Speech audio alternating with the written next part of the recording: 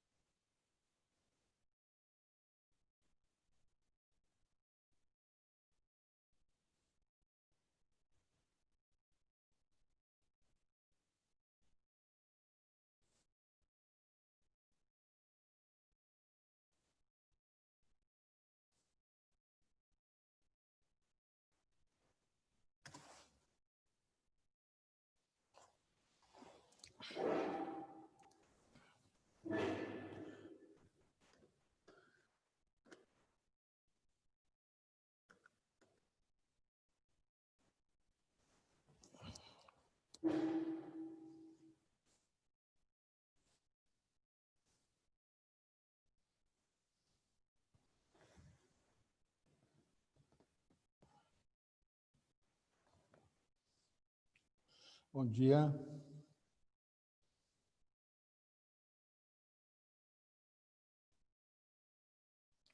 Bom dia, professor, tudo bem? Eu tô, e você, como é que tá? Tudo bem, graças a Deus. Muito frio? Ô,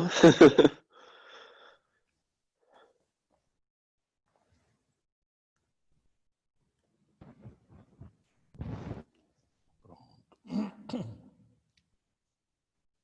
Tô bem.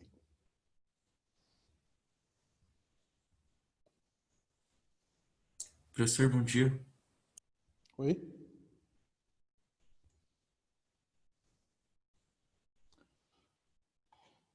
Fala, David. Tudo bem? Tudo, senhor? Tudo. Atrasei um pouquinho hoje. Desculpem, hein? Não, que isso.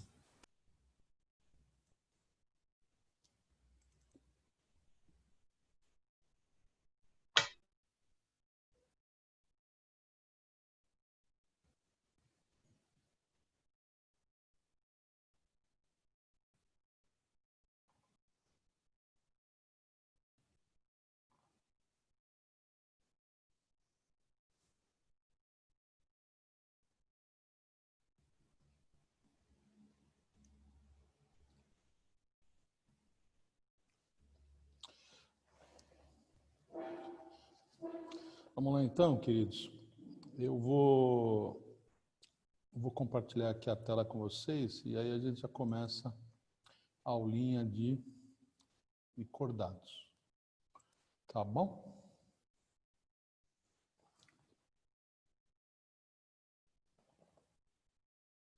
Tá gravando direitinho. Vocês estão me ouvindo e vendo bem?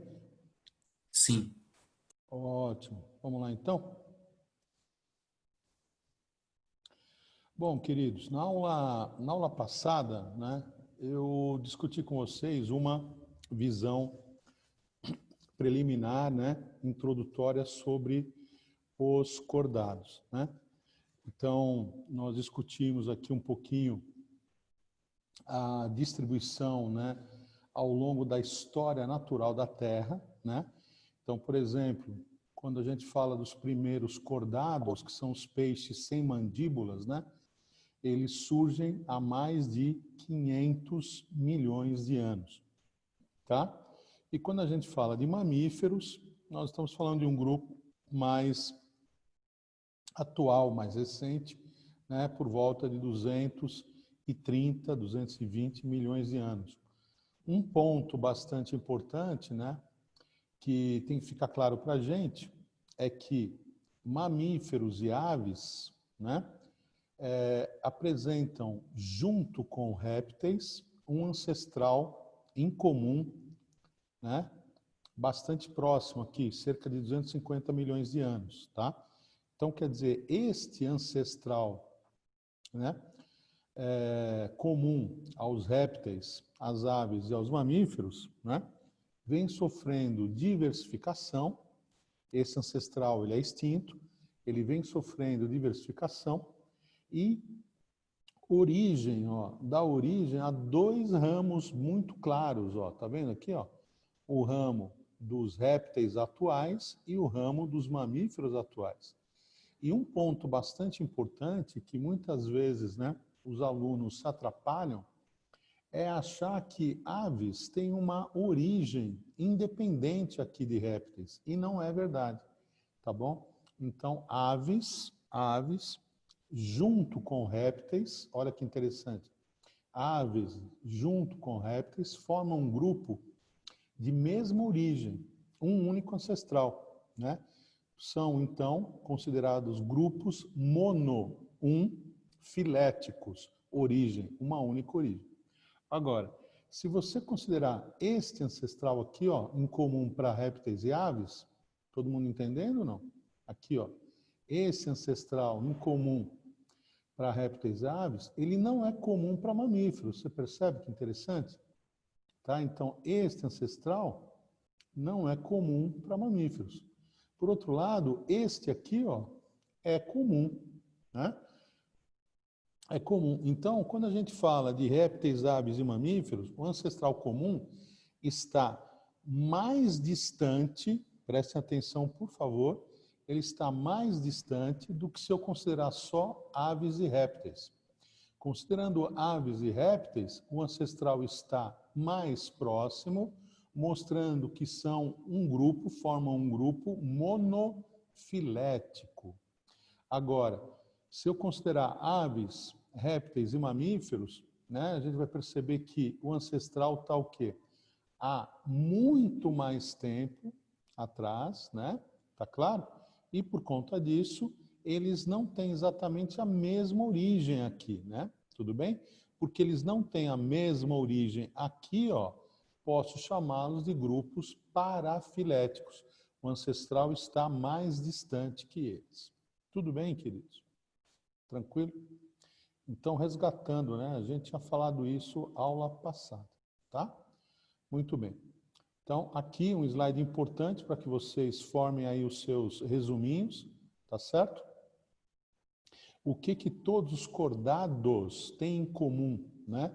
Então, eles têm em comum, em pelo menos uma fase da vida, a presença de notocorda, certo? Que é um bastão gelatinoso de origem mesodérmica, lá no embrião, certo, queridos? Tudo bem? De posição dorsal, logo abaixo do tubo nervoso dorsal. Tubo nervoso dorsal, nos adultos, vai originar o quê? Principalmente nos vertebrados. A medula espinhal. E logo abaixo, a notocorda, nos vertebrados, vai originar o quê? A coluna vertebral, tá bom? Mas todo cordado tem, então, em comum a presença da notocorda, do tubo nervoso dorsal e fendas na faringe. Fendas faringianas, tá? Muito bem. Então, a gente sai dos protocordados e começa a falar dos cordados, né? Dos cordados mesmo, dos vertebrados, né? Muito bem, quem são os vertebrados? Os que têm coluna vertebral e crânio, tá? Crânio, então, é uma caixa óssea, né? Pode ser de cartilagem também, localizada anteriormente, na frente do animal, e que vai ser a sede do quê? Do sistema nervoso central, o encéfalo, tá bom? Então, de peixes até aves, o que nós temos? Um crânio e uma coluna vertebral. Tá bom, queridos? Tudo bem até aí? Certo? De anfíbios para frente, nós temos o que a gente chama de tetrápodos ou tetrápodas, tá? Ou tetrápodes, como você preferir, né? Esse prefixo está associado com o quê? Com 4, né? Tetra, 4. Podos, pés, patas. Mas o ideal é que a gente, pro vestibular, né, amplie um pouco essa ideia. Ao invés de falarmos patas, pés, vamos falar de apêndices, tudo bem? Então, você tem os membros anteriores e posteriores, tá? Então, no caso dos anfíbios, né, 4 patinhas, 2 anteriores e 2 posteriores. No caso, por exemplo, dos mamíferos, mesma coisa, né? Certo? Mas você pode ter, por exemplo, como é o caso dos mamíferos aquáticos, baleias, golfinhos, não são patas, né? São nadadeiras, pares, né? No caso dos répteis, tudo bem. E no caso das aves, né? O par de membros anterior é a asa, entendeu? Então, melhor, 2 pares de membros, anterior e posterior. Tudo bem, queridos? Muito bem. Então, reforçando essa ideia, isso é muito importante para o vestibular. É um cordado? Sim. Sim. Por quê? Porque ele tem, pelo menos em uma fase da sua vida, notocorda, fendas na faringe, tudo bem? Certo? E tubo nervoso dorsal, tá bom? A cauda pós-anal não é exatamente algo que o vestibular vai valorizar, mas também é verdade, tá bom? Muito bem. Então, pergunta que você poderia fazer para mim. A notocorda pode desaparecer? Sim. Ela pode ser substituída? Sim. No caso dos vertebrados, guarde isso, por favor, queridos, é importante. No caso dos vertebrados, a notocorda é substituída, tá? Pela coluna vertebral, tá bom? As fendas nas faringes, na faringe, vai formar arcos. Esses arcos podem alojar as brânquias, tá? Eles podem alojar, por exemplo, essas estruturas que vão fazer a troca gasosa, principalmente nos ambientes aquáticos, tá certo? Mas essas fendas, elas também podem originar o quê? Os arcos da aorta, um grande vaso arterial que sai do coração, tá bom? E o tubo nervoso dorsal vai originar a medula espinhal. Cuidado, queridos, por favor. Medula óssea, tá? Medula óssea é um tecido dentro do osso. Cuidado, tá bom? Medula espinhal é tecido que nervoso, tá bom? Que tem continuidade com o encéfalo e se encontra dentro da coluna vertebral, de onde partem os nervos, tá? Para enervar todas as partes do corpo, tá bom? Bastante importante essa diferença, tá bom, queridos? Muito bem. E aí, está aqui um embriãozinho visto lateralmente para você entender onde estão as fendas branquiais. Estão localizadas na parte anterior, né? Nesta posição, né? Na faringe, logo depois da boca, ao longo do tubo, né? Que é a faringe. Muito bem. Aqui um corte transversal, então você tem aqui o embriãozinho, um corte transversal, né? Para mostrar para vocês a posição do tubo nervoso dorsal. Aqui é o dorso, aqui é o ventre, tá certo ou não? Lado direito, lado esquerdo, tá bom? E abaixo do tubo nervoso dorsal, a notocorda. Nos vertebrados, isto vira, né, medula espinhal, e a notocorda vai virar o quê, gente? A coluna vertebral, tá bom? Lateralmente é esta a posição, então. Tubo nervoso dorsal acima da notocorda. Notocorda abaixo do tubo nervoso dorsal, tá bom?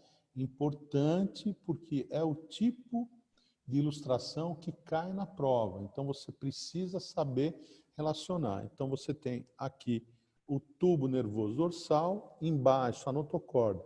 Vamos lembrar que a notocorda vai originar a coluna vertebral, tá? Que vai envolver a medula espinhal. Então, a notocorda embaixo, tá bom? Tudo bem? Importante. Legal, queridos. Vamos lá, então. Os cordados, tá? Então, cordado é um filo, do mesmo modo que poríferos, silenterados, plateumintos. Tudo bem? E pode ser dividido em subfilos, tá? Subfilos. O principal, vertebrado, tá? Então, muitas vezes o aluninho, ele se atrapalha com o termo vertebrado em relação a cordado.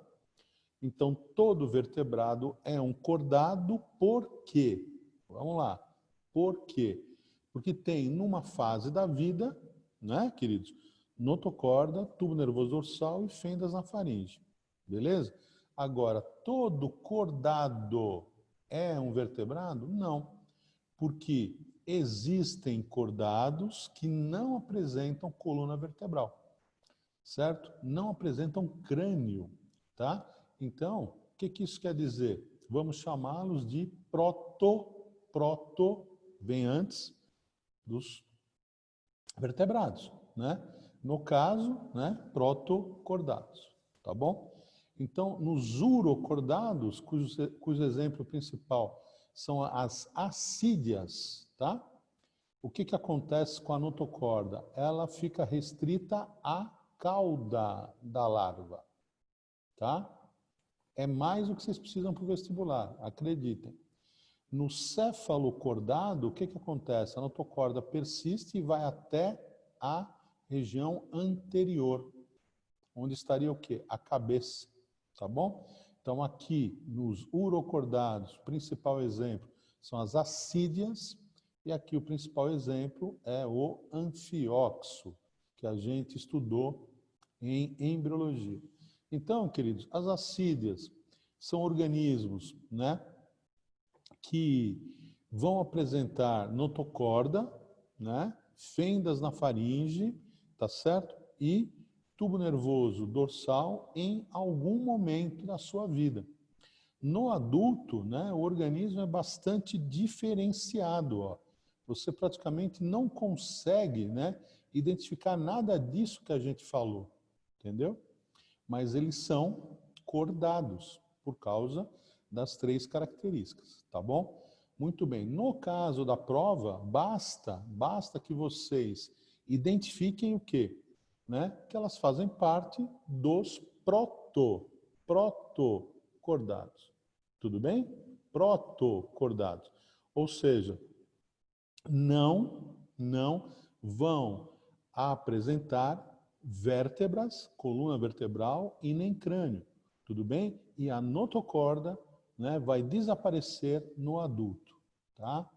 Muito bem. Certo? No caso aqui dos cefalocordados, o anfioxo, que também é um animal marinho, junto com as assídeas, tá certo? E ele é um pouquinho diferente. Então, olha o que acontece. Você tem aqui o tubo nervoso dorsal, tá vendo aqui? Logo embaixo, ó, a notocorda, indo da região anterior até a região posterior, permanece como um elemento de sustentação, tá? De manutenção da forma do animal, tudo bem? Aqui você tem as fendas branquiais, junto com as brânquias, né? A boca, a região anterior, o intestino, né? Caracterizando o quê? Um tubo digestivo completo, né? Com boca e ânus.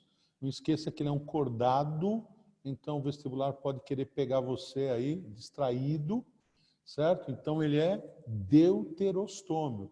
O ânus aparece primeiro, tá bom? Ficou claro, queridos? Muito bem. Olha, eu separei aqui 3 linkzinhos de filmes, né? Para que vocês tenham uma ideia desses animais, né? São filmezinhos bem rápidos. Vamos ver se aqui o link abre e a gente consegue ver, né? Vamos lá.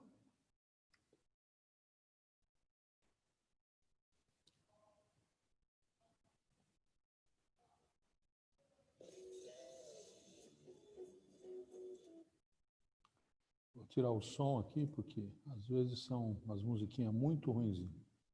Então, dá uma olhada, ó. Isso é uma assídia. Ela tem o tamanho Professor, tá no de um, slide ainda. tá? De um punho. Você tem aqui uma entrada chamada poro ou sifão inalante e aqui um outro, poro ou sifão exalante. Então a água entra, né? Vai passar por um saco branquial, onde vão ocorrer as trocas gasosas. Então é um animal, você está vendo a forma adulta dele, aí você vai me perguntar, né? Nós temos aqui a notocorda? Não mais, tá certo? Sistema nervoso dorsal apenas, tá? Aqui também um exemplo de assídeas, né? Cada um desse aqui, ó, é uma assídia com o poro ou sifão inalante e o exalante. Tá bom? Bem rapidinho. Fala, David. Pode falar, querido. Professor, eu pelo menos não tô conseguindo ver, tipo, tá no slide ainda. Ah, tá no slide, queridos? Uhum. Entendi. Espera um pouquinho, então. Vamos ver se eu consigo aqui.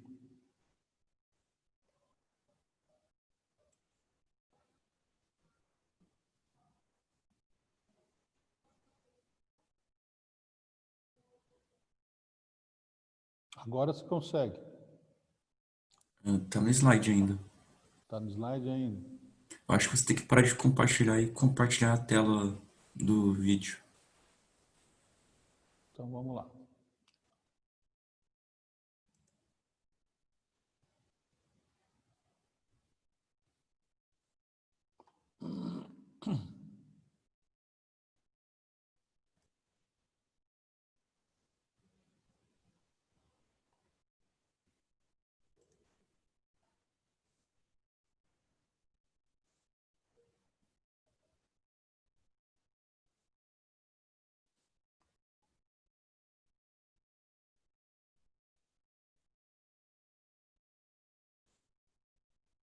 E agora? Agora sim, professor. Tá dando. Tá, desculpe, hein, gente. Então, isto é uma assídia, tá? É uma assídia, você pode ver aqui um poro ou sifão inalante, aqui, ó, né? Aqui outro poro ou sifão exalante. Então a água entra por aqui, sai por aqui e vai passar por um saco branquial, onde vão ocorrer as trocas gasosas, tá? Então é um animal que tem mais ou menos a forma de um punho, tá? Certo? Não apresenta mais notocorda, né? O sistema nervoso está aí presente, né? Essa simetria dele aqui bastante diferente, então você não consegue ver uma simetria bilateral, mas na larva conseguia. Aqui uma outra espécie de assídia com sifão inalante, sifão exalante, tá bom? Certo? Então bastante rapidinho para vocês conseguirem entender, né? O animal, né? Vamos ver um outro aqui, então.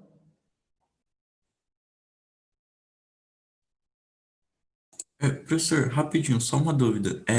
Então, alguns protocordados podem fazer filtração ou não? Podem... Ah, sim, são filtradores. São filtradores, né? Ah, tá, beleza. Então, são filtradores, tá bom? Beleza. Certo. Vamos lá. Vamos compartilhar mais um. Vocês estão vendo agora? Sim. Então, aí de novo as sídias, né? As sídias, elas chegam a aparecer, né? Esponjas, mas não são. Olha lá. Estão filtrando, né? Filtrando a água, né? Que vai passar pelo saco branquial, onde vai ocorrer as trocas gasosas, tá bom? Então, são assídias. Esse é o poro inalante, ou sifão inalante. Tá? Então, são animais muito diferentes do que a gente imagina, né, queridos? Bastante diferentes. Então, vamos lá. Compartilhar de novo. Para vocês verem mais um filminho.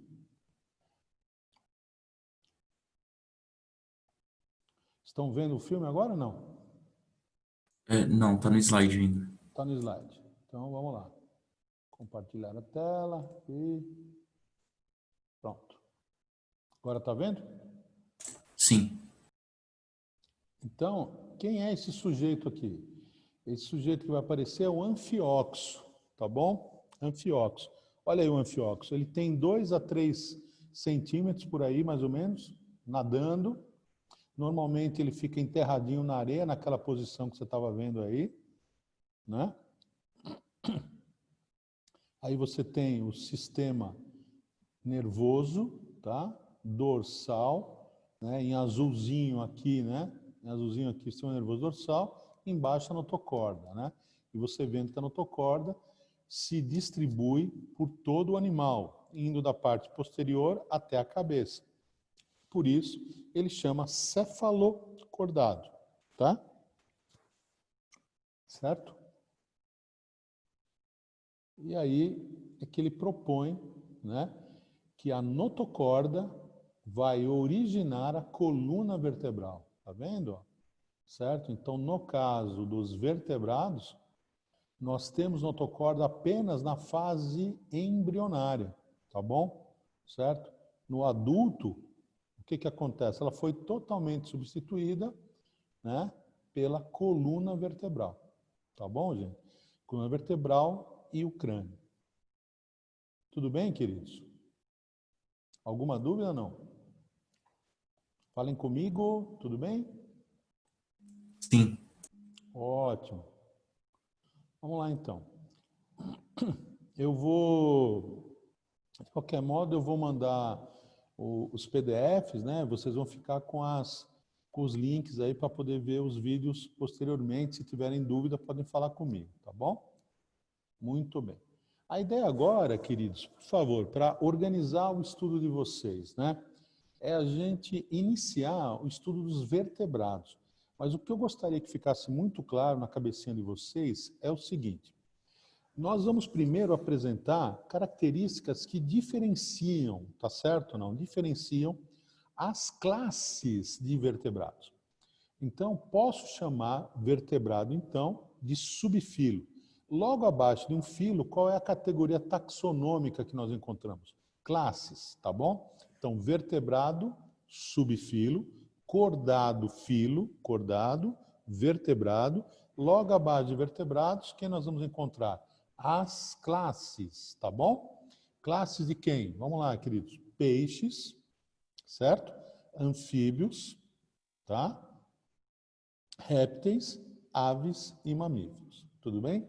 Então, o que eu estou dizendo para vocês? Para vocês não aprofundarem, não detalharem nenhuma dessas classes ao estudar agora.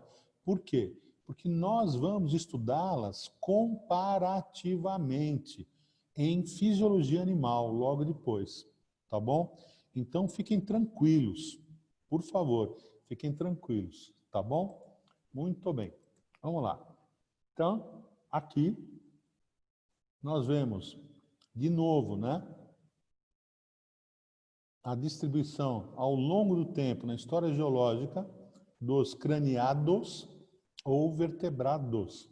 Então você vê que você tem aqui, ó, uma história que começa por volta de 500 milhões de anos, tá bom? Com peixes primitivos. Quem seria, desculpe, gente. Quem seriam os peixes primitivos? Peixes sem mandíbulas. Mandíbula, ó, é este conjunto de ossos aqui. Ou osso maxilar inferior ou mandíbula. Eles não têm mandíbula, portanto, a boca está o quê? Permanentemente aberta, tá bom? Certo? É assim que nós vamos entender esses peixes primitivos. Desses peixes primitivos, olha o que a gente tem aqui, gente. O ramo que vai originar depois os peixes mandibulados, né? Isto aqui, né? Depois, peixes ósseos e peixes cartilaginosos. Tá bom? Muito bem. Aí nós temos, a partir desse ramo aqui, por volta de 350 milhões de anos atrás, o surgimento, né? O surgimento de quem? Dos anfíbios primitivos. Então, quer dizer, os anfíbios atuais descendem de um grupo, que são os anfíbios primitivos, que se destacaram de um ramo dos répteis dos peixes, há aproximadamente 350 milhões de anos atrás. Ficou claro a ideia? É assim que vocês devem ler esse diagrama aqui. E aí nós temos o ramo que vai originar os anfíbios atuais. Quem são? Sapos, rãs, pererecas, cobras cegas, tá bom? Muito bem. E aí o que você percebe? Muito próximo, né, da divergência, da diferenciação, né? Olha lá que legal, né? Muito próximo dos primeiros anfíbios, surgem também quem? Os primeiros répteis, né? Então, os primeiros anfíbios há 350 milhões de anos atrás e os primeiros répteis 300 milhões de anos atrás. Então, quer dizer, os répteis descendem de um grupo de répteis primitivos que se destacou, ó, se diferenciou, divergiu, tá certo? Dos anfíbios primitivos. Tá claro a ideia? Certo? Então, você não vai falar, querido, na prova, que anfíbio veio de peixe, que réptil veio de anfíbio, por favor. Você vai dizer o seguinte, né? Que os anfíbios descendem de anfíbios primitivos, certo? Que se divergiram ao longo da evolução, tá? De peixes primitivos, já extintos. Tudo bem? Certo? Porque senão fica a ideia de que os anfíbios se originaram dos peixes que estão aí. E se isso fosse verdade, os peixes atuais não existiriam. Porque quando um grupo origina outro, ele entra em extinção, ele deixa de existir, de modo geral. Tá claro? Então você vai guardar a seguinte ideia, por favor, né? A origem dos répteis está onde? Num grupo primitivo de anfíbios que divergiram, que se diferenciaram, tá certo? A origem das aves está onde? Num grupo primitivo de répteis que se divergiram, diferenciaram, e assim vai. A origem dos mamíferos está onde? Num grupo primitivo de répteis que divergiram, se diferenciaram. Ficou claro, querido? Então, evitem dizer na prova, por exemplo, tá, que determinado grupo originou outro, porque senão esse grupo primitivo não existe. E aí você pode fazer uma generalização perigosa e tirar pontinho, entendeu, da sua resposta. Ficou claro a ideia, não? Ficou? Então, a origem dos mamíferos está num grupo de répteis ancestral.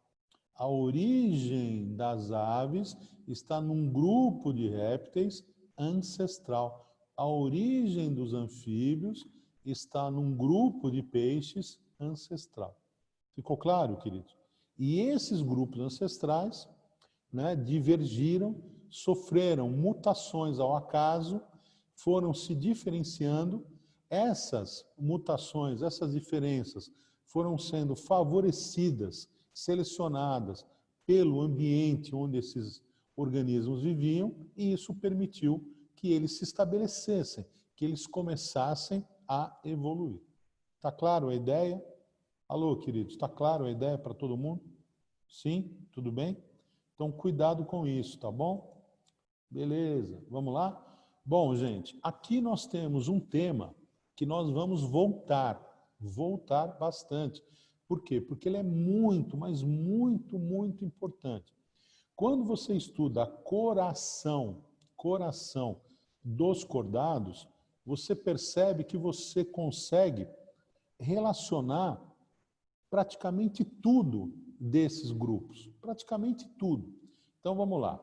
Primeiro ponto importante. Olhe para o coração dos peixes.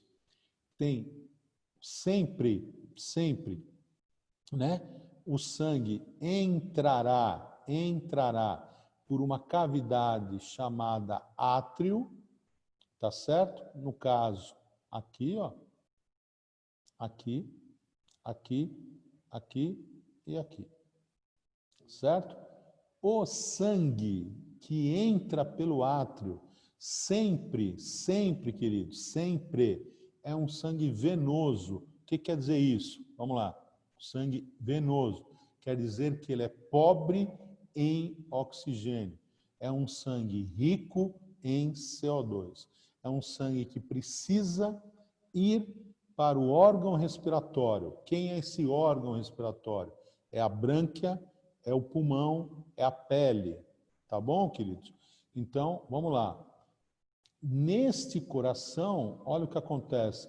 Olha a cor do sangue que está aqui dentro. É uma só. É uma só. Então, dentro do coração dos peixes, circula somente sangue venoso. Dá uma olhada, queridos. É a única exceção. Dá uma olhada aqui, ó. Coração de anfíbios, répteis, aves e mamíferos, né? Olha lá aqui, queridos. Anfíbios, répteis, aves e mamíferos, você vai ter 2 tipos de sangue. Dá uma olhada, ó. Circulando, tá bom? Então, esse é o primeiro ponto. Isso cai na prova. Então, no coração do peixe, o sangue entra pelo átrio, sai pelo ventrículo e é sempre um sangue venoso, ou seja, pobre em oxigênio, rico em CO2, que precisa ser destinado, precisa ir para o órgão respiratório onde ocorrerão as trocas gasosas, tá certo? Esse órgão pode ser brânquia, pele ou pulmão. Tudo bem até aí? Ótimo. Bom, aí você vai pensar o seguinte, veja bem, no corpo do peixe, então, circula bastante sangue misto, ou seja, não é um sangue extremamente rico em oxigênio, certo? É um sangue o quê?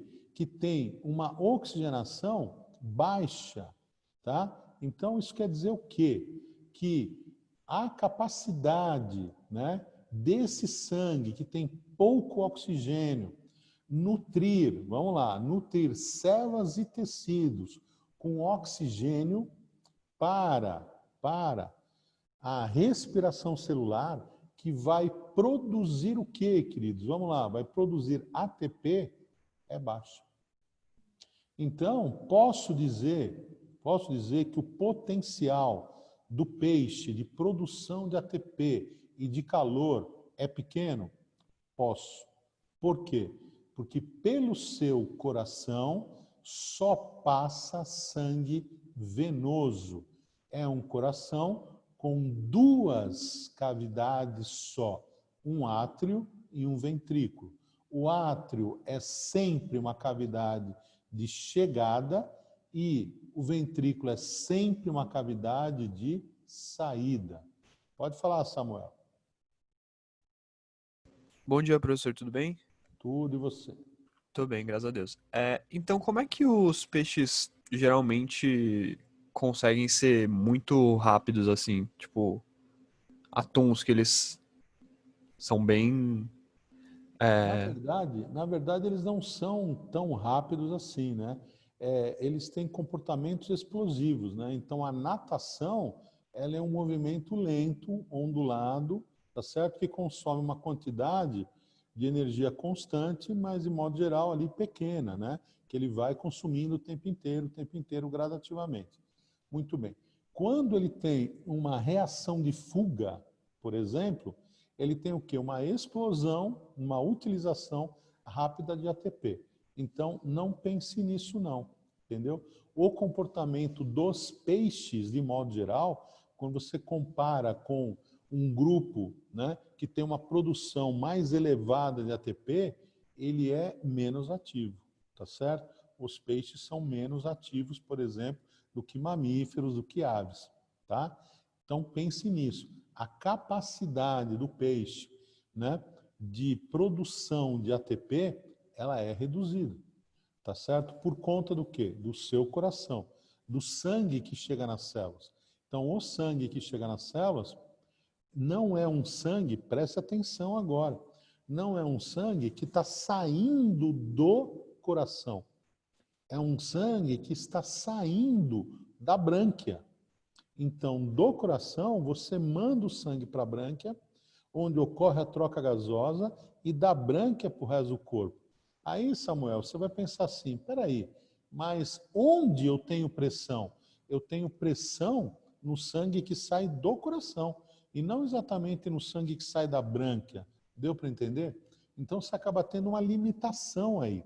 E por conta dessa limitação, né, esse transporte de oxigênio para todas as células do corpo não é tão eficiente quanto ele poderia ser. E isso tem uma consequência, que é a produção de ATP e produção de calor. A produção de ATP vai ser menor, a produção de calor vai ser menor. Conclusão, os peixes são animais heterotermos. Eles produzem calor interno, mas eles dependem do quê? Do calor do ambiente. Tá certo ou não? Isso é importante, né? Então nós temos que pensar nisso, tá? Temos que pensar nisso. Agora, peixes, por exemplo, que utilizam águas mais geladas, mais frias, por exemplo, que são mais oxigenadas, eles conseguem melhorar a sua produção de ATP. Mas, de qualquer modo, se o sangue que passasse pelo coração fosse arterial, ele sairia daqui do coração com uma pressão maior. E aí você teria um abastecimento melhor de todas as células, de todos os tecidos, entendeu? Então eu posso considerar que o tamanho dos peixes, de modo geral, é limitado por isso. A temperatura do corpo, a temperatura corpórea, é limitada por isso, entendeu? Certo? Então, quer dizer, a gente não tem aí uma situação eficiente no sentido de ter um metabolismo alto, legal, entendeu? Suficiente para aquecer o corpo, para você ter um ótimo das enzimas, temperatura ótima das enzimas, o tempo inteiro. Ficou claro, querido? Sim, obrigado, viu? Nada. Agora, dá uma olhada aqui o que acontece com os anfíbios. O coração dos anfíbios, tudo isso aqui vai mostrar uma evolução bastante importante para você no vestibular. O coração dos anfíbios, queridos, tem, olha, 1, 2, 3 cavidades, certo? Então, quando você olha o coração de frente, certo? Imagine que você está vendo o quê? A mim de frente. Este lado aqui, ó, este lado aqui, tá certo? Este lado é o meu lado direito, certo? Só que ali você tem o quê? Uma ilustração ao contrário, né? Certo? Porque, na verdade, o lado direito está aqui, ó. Tudo bem? Certo? Então, quando você olha para mim, né? É o contrário. Então, olha o que acontece aqui. Lado direito, tá? Lado direito do coração para cá, lado esquerdo do coração para cá. Tá certo? Bastante importante. Então, olha o que acontece. O sangue, olha a cor do sangue, venoso, vindo do corpo, certo? Chega no átrio direito, passa pro ventrículo, do ventrículo ele vai para pele e pulmão e volta arterial, rico em oxigênio, pelo átrio esquerdo. E aí o que acontece? Ele cai no mesmo ventrículo. Opa! Então, queridos, atenção agora. Nesse momento, a gente tem a possibilidade de comparar peixe com anfíbio. Então, o que que acontece? Qual é o sangue que sai do coração dos peixes? Venoso. Qual é o sangue que sai do coração dos anfíbios para o corpo? É um sangue misto, certo? Ele não vai ser tão venoso quanto é o dos peixes, nem tão arterial quanto é dos mamíferos. Venoso. Então, o que que acontece? Nas células dos anfíbios, vai chegar também um sangue que tem uma quantidade, tá certo? Uma concentração intermediária de oxigênio. Então, olha que interessante. Você tem aqui o lado, né, direito, basicamente venoso, o lado esquerdo arterial, só que um único ventrículo. Duas aurículas ou átrios e um único ventrículo. Então, o que acontece aqui no ventrículo? Mistura. Agora, fora isso, tem um outro ponto. Quantas vezes o sangue passou pelo coração do anfíbio? Vamos lá, queridos. Ele vem do corpo venoso, pelo átrio, passa para o ventrículo, vai para o pulmão e pele, volta pelo átrio, certo? Esquerdo, e aí, ventrículo único, e daí para o corpo. Então, o que aconteceu aqui, queridos? Fala aí. Circulação dupla. Por que dupla? Porque o sangue passa 2 vezes pelo coração. E no caso do peixe?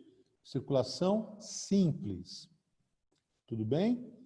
No coração do peixe tem mistura? Não. No coração do anfíbio tem mistura? Tem. Então eu vou dizer que a circulação do peixe, olha lá que importante, ela é simples e completa, porque não tem mistura.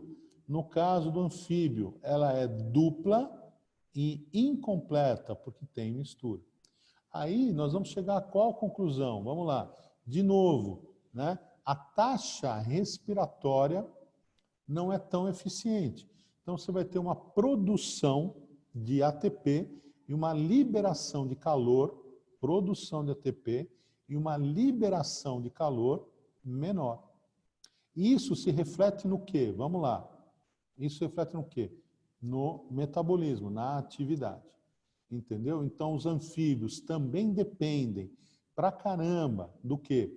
Da energia do ambiente, da temperatura do ambiente, para que o seu corpo atinja um ótimo que garanta o quê? O metabolismo.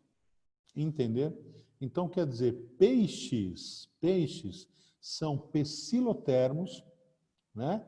Por conta do quê? Da disponibilidade de oxigênio para suas células, caracterizando o quê? Uma respiração celular baixa, uma produção de ATP baixa, uma produção de calor baixa, tá certo? Dependendo pra caramba do quê, gente? Vamos lá. Dependendo pra caramba da temperatura e energia do ambiente. Se você parar para pensar, você vai ver que em águas quentes a biodiversidade é maior. Águas quentes. Por outro lado, né, você vai ter uma grande quantidade de espécies com populações pequenas. Agora, em águas frias, como por exemplo, ali na costa do Chile, da Argentina, o que você vai ter? Né? Grandes cardumes. Atlântico Norte, grandes cardumes. Mas esses cardumes, eles estão ali em determinadas épocas do ano. Tá certo? Por conta do quê? De nutriente e das águas frias serem ricas em oxigênio. Entende? Agora, isso é importante. Os peixes têm uma capacidade de deslocamento muito grande. Ora, você vai encontrá-los num determinado ponto do oceano, em um oceano, ora em outro oceano. Tá certo? Então, isso é importante. Tudo bem? Ficou claro? Agora, os anfíbios, por exemplo, eles estão restritos a quê? A ambientes terrestres úmidos, né? E ao ser restritos a ambientes terrestres úmidos, como é que eu posso entender isso? Vamos lá. Eles têm uma dependência enorme em relação à sua reprodução. A reprodução dos anfíbios, né, ela acontece com fecundação que vai envolver o encontro dos gametas, tá certo? Externa em alguns casos e desenvolvimento indireto. Então, quer dizer, você depende da água do meio, né? Do meio, né? Agora, depender da água do meio significa o quê também? Né?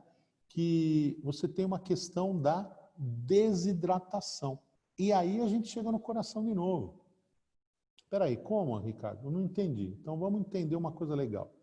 Qual é o sangue, né, que vai sair do lado, aqui, ó, do lado direito do coração, para a pele e para o pulmão? É um sangue venoso. Muito bem. Para que esse sangue se oxigene na pele, que é o principal ponto de troca gasosa do anfíbio, o pulmão, ele vai o quê? Complementar, tá certo? A troca gasosa da pele. O que que ocorre? Vamos lá. Precisa estar úmida. Se a pele não estiver úmida, muito úmida, o que acontece? Essa difusão de oxigênio de fora para dentro do corpo do animal, nos vasos sanguíneos aqui, acontece com dificuldade. Então, olha que interessante.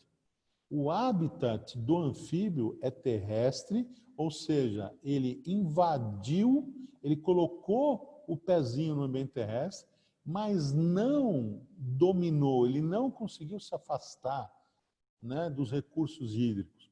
Então, o ambiente é terrestre, úmido, e isso garante para ele, né, que a pele esteja úmida, permitindo o quê?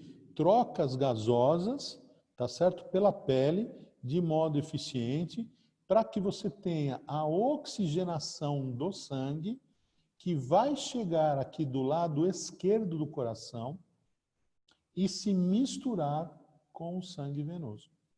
Se isso não fosse eficiente aqui, você imagina qual seria a qualidade do sangue que iria circular pelo corpo do animal, tá certo?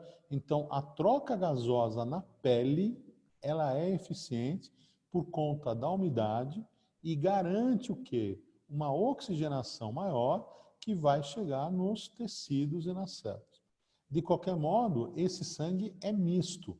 Se ele não fosse misto, se ele fosse arterial, a taxa de respiração celular seria maior, a produção de ATP seria maior, de calor seria maior, a retenção de calor no organismo do animal seria maior e a dependência dele em relação à temperatura do ambiente seria menor.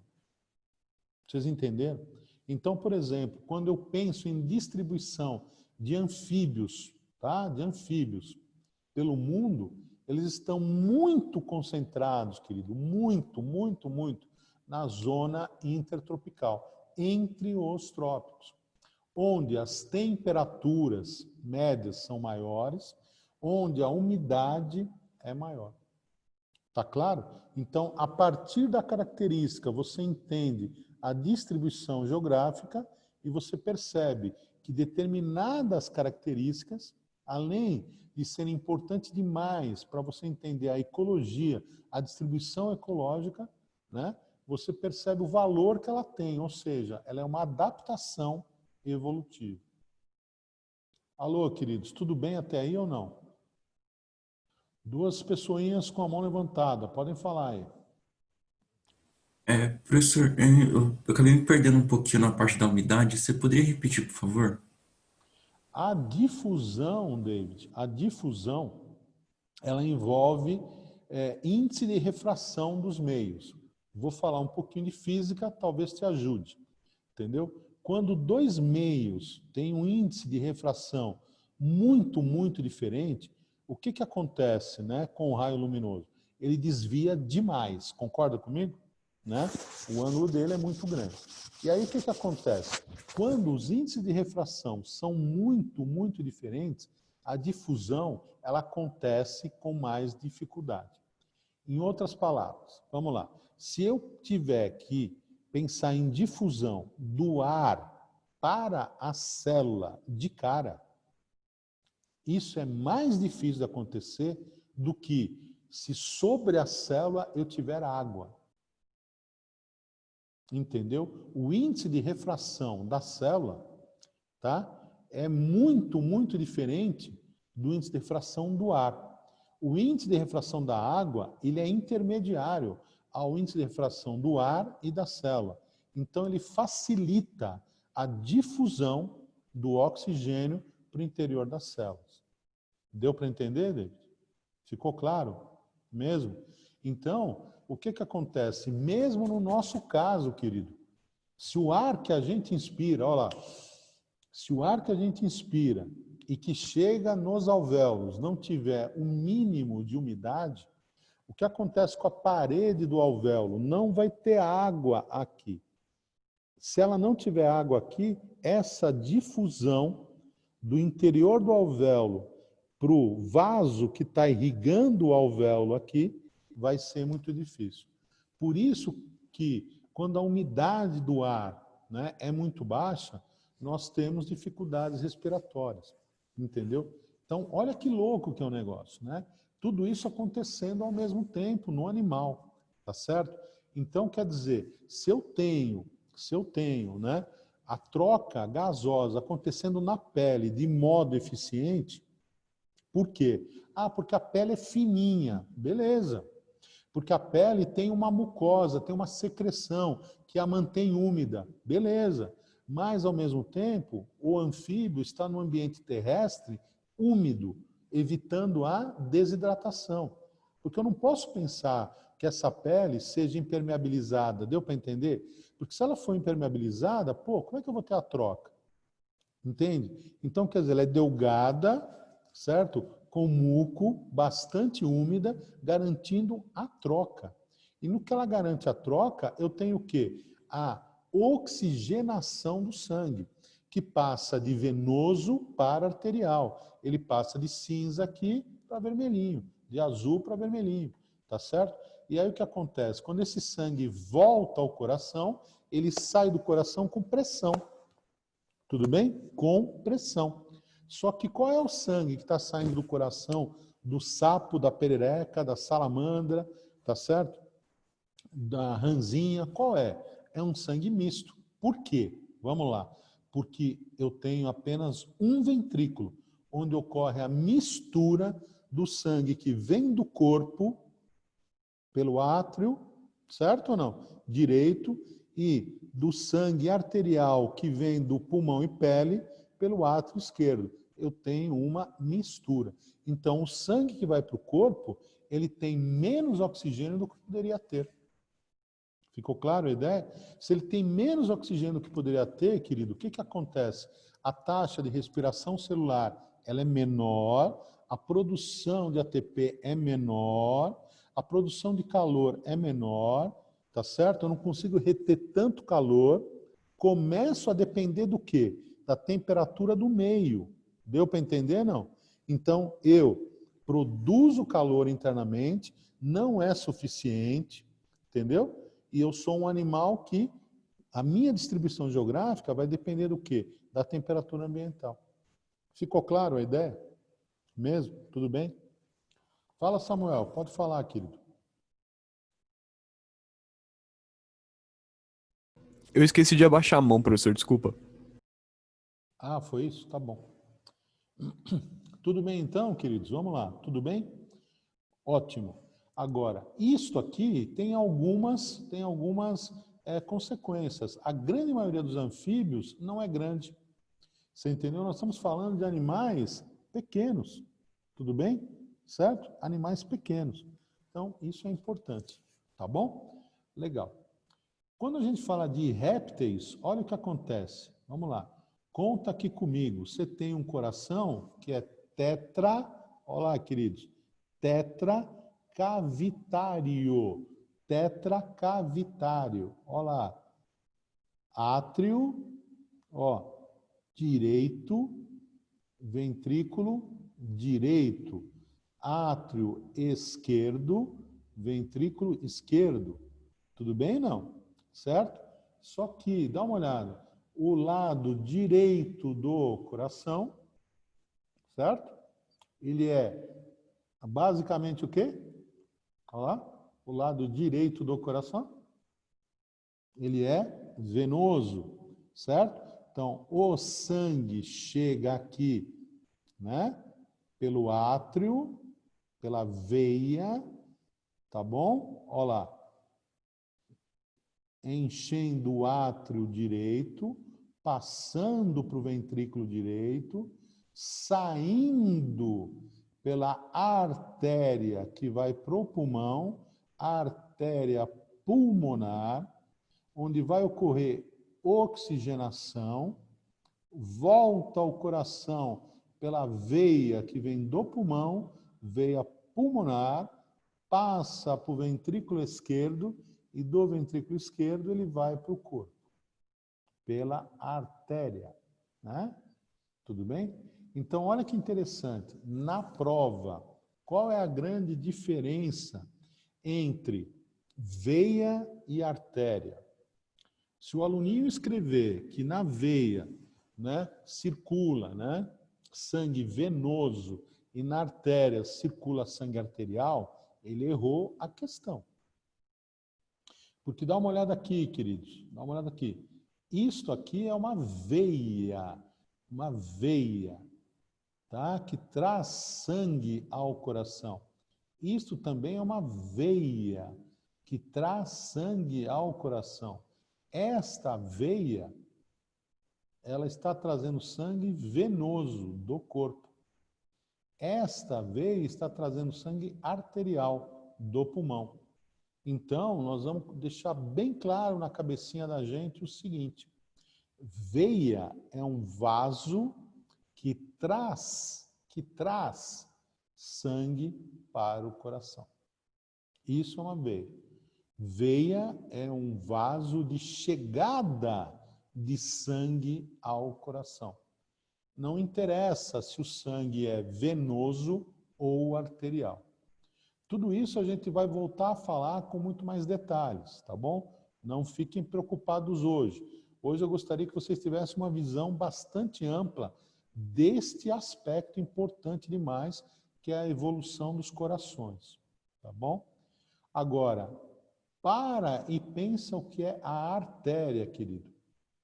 A artéria que levou sangue para o pulmão, levou sangue venoso. A artéria que levou o sangue, olha lá, queridos, para o corpo, levou sangue o quê? Arterial. Então, o que é uma artéria? É um vaso que carrega sangue arterial? Não. É um vaso que leva sangue do coração. A veia traz sangue para o coração. Esse sangue pode vir do corpo ou do pulmão, ou da pele, entendeu? Mas traz sangue, tudo bem? E a artéria é o vaso que leva sangue do coração. Leva sangue do coração para o corpo, leva sangue do coração para o pulmão. Ficou claro isso? Muito importante. Espera aí, queridos, espera aí. Então, quer dizer, a gente começa a ter aqui uma diferenciação de coração que começa a dividir o tipo de sangue. Olha que legal. Então, quer dizer, você vai ter vasos com sangue rico em oxigênio e vasos com sangue o quê? Mais pobre em oxigênio. Então, você começa a ter o quê? Uma circulação mais eficiente, uma respiração mais eficiente, um metabolismo energético mais eficiente. Ficou claro? Por outro lado, olha o que acontece aqui. Dá uma olhada no desenho, por favor. Ó, o lado esquerdo e o lado direito do coração dos répteis é totalmente separado, queridos? Não é. Então, o que isso quer dizer? Vamos lá. A circulação nos répteis é de que tipo? Vamos lá. Dupla. Por quê, queridos? Porque o sangue passa 2 vezes pelo coração. Ele vem do corpo e vai para o pulmão, volta do pulmão e vai para o corpo. 2 vezes. Beleza? Então ela é dupla. Ótimo. Se ela é dupla, você pode pensar assim: caramba, as células de tecido desses caras vão receber sangue com mais oxigênio. Legal. O metabolismo vai ser alto. Taxa metabólica vai ser alta. Tá entendendo, não? Você vai ter o quê? Produção de ATP, produção de calor. Bacana. Entendeu? Só que, dá uma olhada aqui, ó. O sangue é misturado. Eu não tenho tipicamente um sangue que saia do coração para as células e tecidos que seja totalmente arterial. Entendeu? Então, olha o que acontece.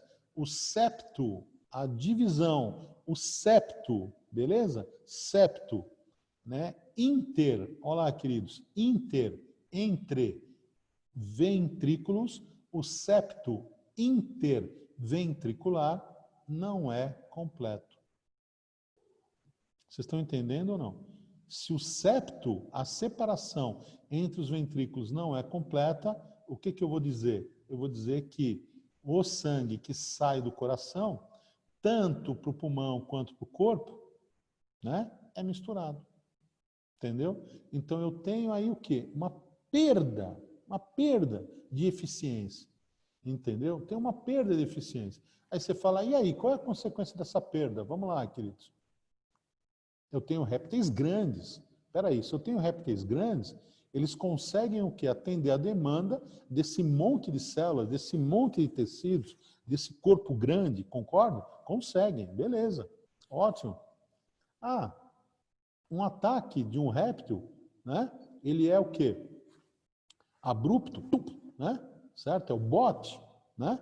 Então, quer dizer, eles conseguem atender uma demanda energética rápida? Conseguem, beleza. Mas aí eu te pergunto, queridão, qual é o metabolismo, né? Como é o metabolismo, né? A atividade dos répteis ao longo do dia? Ela é constante? O que você me diz? Ela é constante? Não é constante. Tá? Isso já caiu várias vezes, caiu recentemente. Tá? Banho de sol. O que é o banho de sol? Vamos lá, gente. O que é o banho de sol? Então, o réptil ele fica lá, paradão, esticadão, durante o dia, né? Aquecendo com o quê? Com os raios solares, certo? Para elevar o quê? A sua temperatura corpórea, para aproximar a sua temperatura corpórea do ótimo das suas enzimas, para que o metabolismo aconteça legal e ele possa o quê? Ter a sua atividade, né? A sua predação, né? O seu hábito predatório acontecendo numa boa. Deu para entender a ideia? Certo? Então você vai falar assim para mim, peraí, então você está querendo dizer que o fato do sangue ser misto está associado a isso? Aí, querido, é exatamente esse o ponto.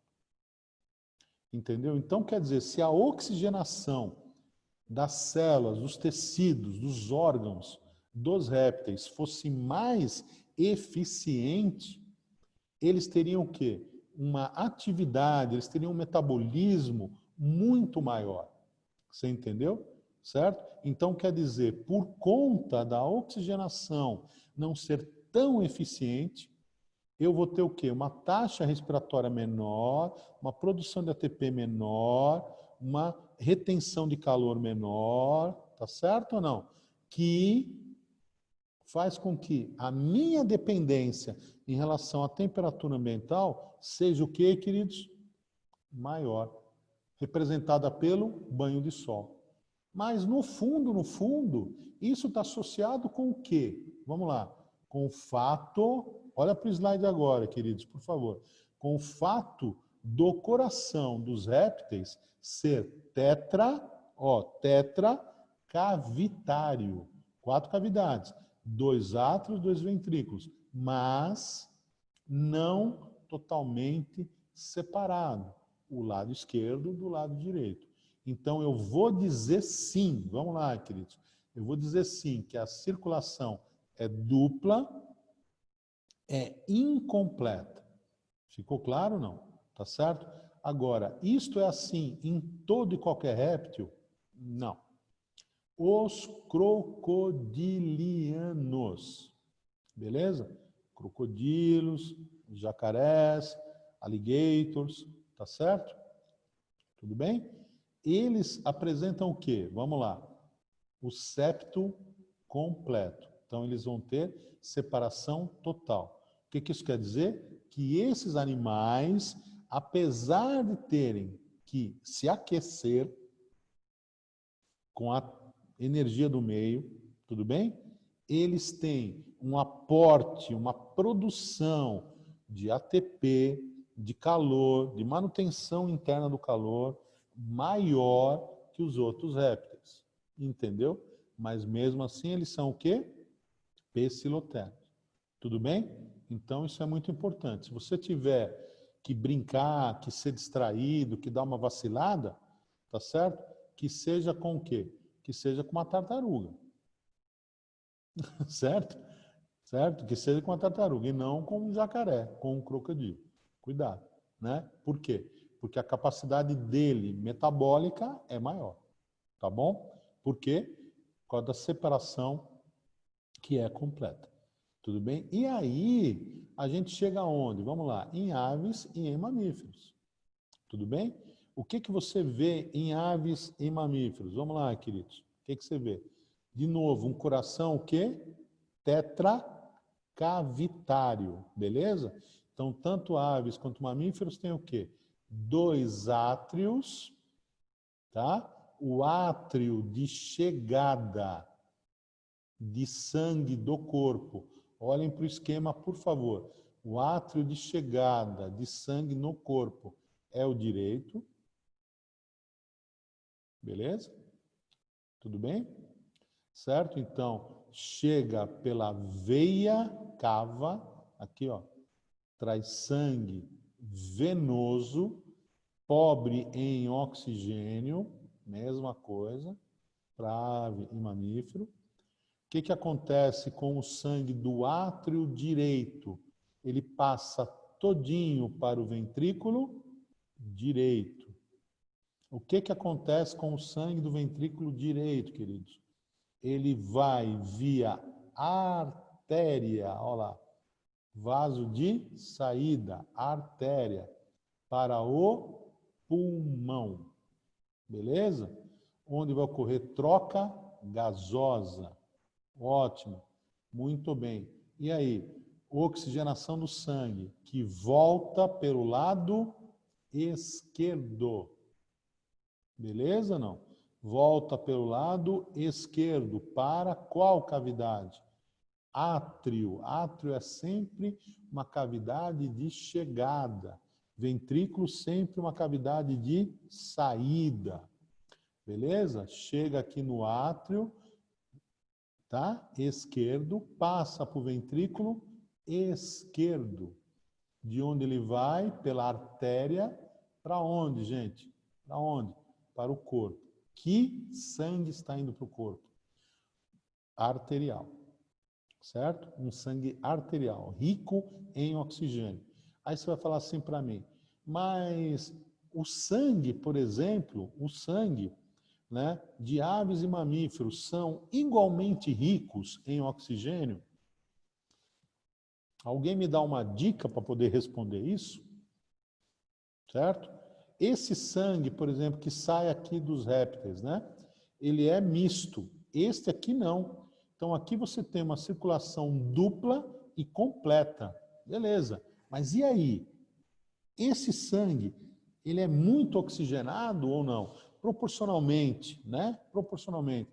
O dos peixes nós vimos que o sangue que sai do coração é venoso. O anfíbio tem muita mistura. O réptil tem uma mistura intermediária. Certo? Muito bem. E aqui? O que que rola aqui? Esse sangue é quanto oxigenado? Vamos lá.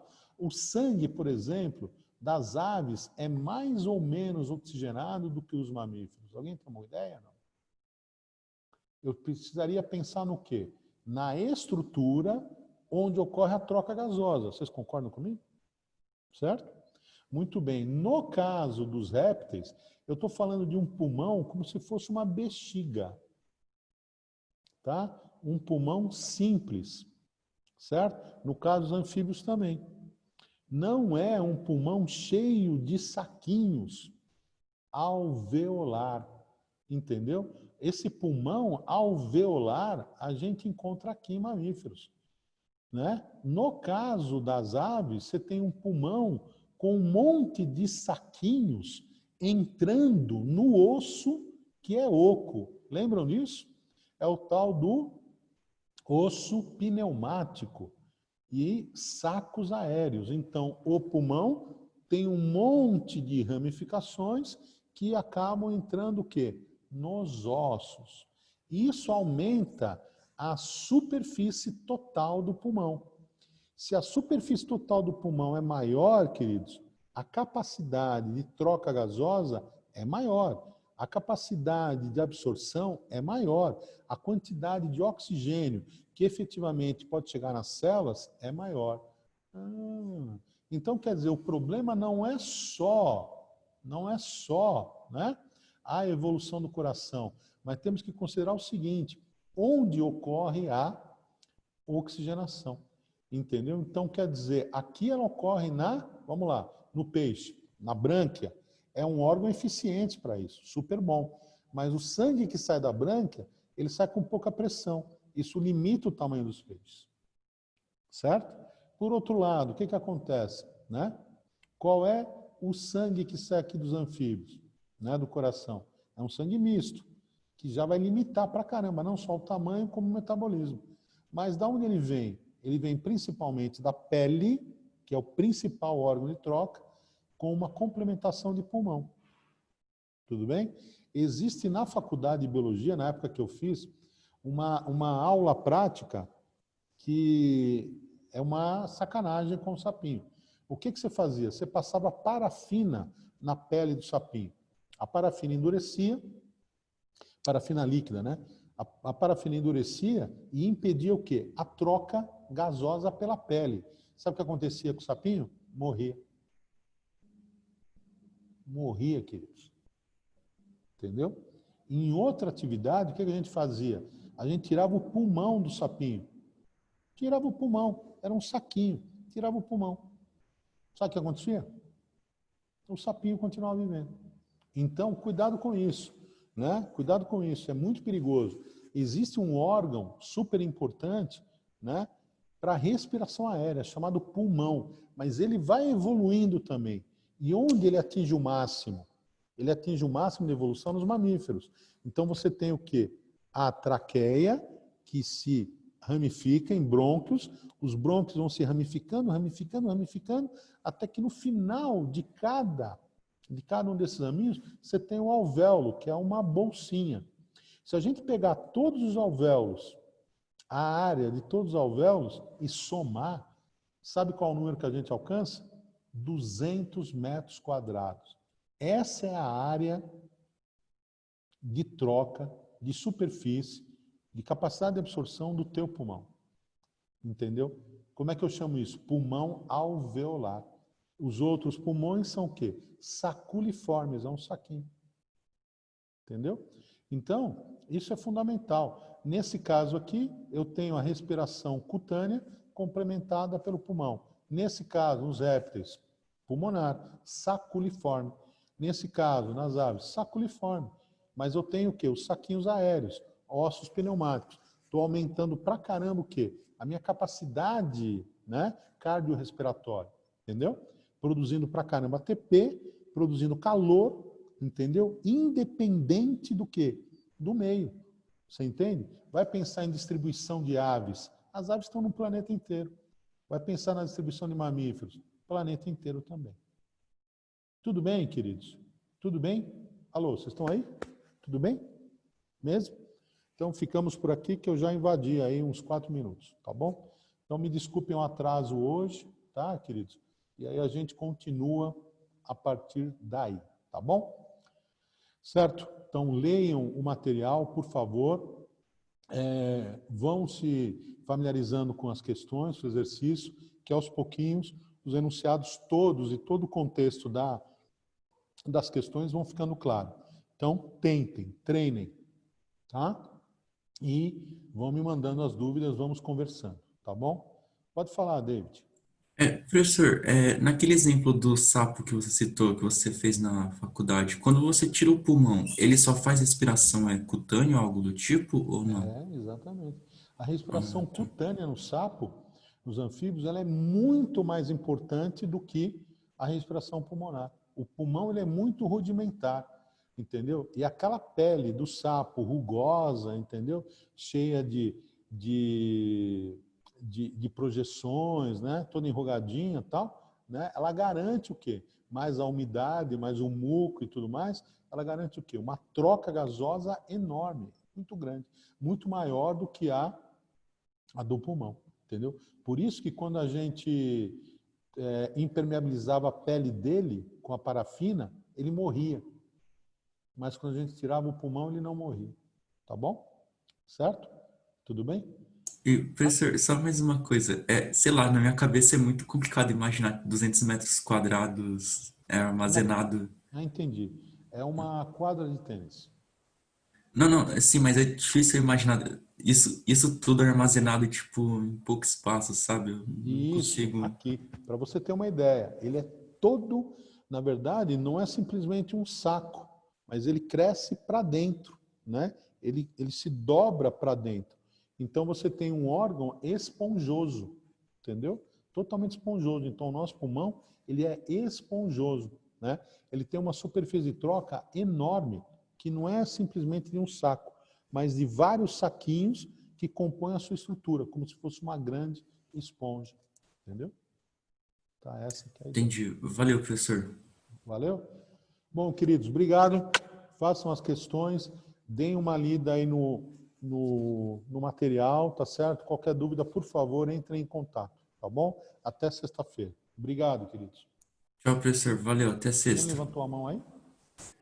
Ah, eu acho que foi a Ana. Oi, Mais alguém? professor, tudo bem? Fala. Tudo Só uma bem? dúvida. Eu sou aluna nova e é a primeira aula que eu estou assistindo do senhor. Eu queria Seja saber bem-vinda, viu, se querida? os outros filos, eles já foram explicados, todos os outros? De invertebrados, sim. De De invertebrados, sim. invertebrados, sim. Aí dos vertebrados começou hoje. Isso. Então, Aninha, você vai fazer um favor. No início dessa apresentação minha, aqui está o meu telefone, né? Você adiciona no WhatsApp e a gente vai conversando para você poder ser orientada, me mostrar onde estão as dúvidas para eu poder te ajudar, tá bom? Tá, tem essas aulas são todas gravadas, né? Tem essas aulas gravadas dos outros filos? As aulas, elas ficam gravadas um tempo no Facebook, mas todo o material tem à disposição. Posso te mandar, tá bom? Ah, Na então real, desculpe intrometer, mas no YouTube tem todas as aulas, se eu não me engano. Ah, no YouTube tem todas as aulas? Tá Tem, bom. tem. Eu O estava problema achando. é que não tem o nome das aulas, aí fica complicado localizar uma aula em específico, mas tem. Ah, tá. Então, acabando aqui, eu te dou um oi, professor. Aí o senhor me ajuda, tá? Por favor. Sim, tá bom, tá bom. Não tem problema não. Então tá, muito obrigada. Nada, que isso. Valeu, gente. Obrigado. Tchau, tchau. Até Tchau, sexta-feira, tá professor. bom? Tchau, até sexta.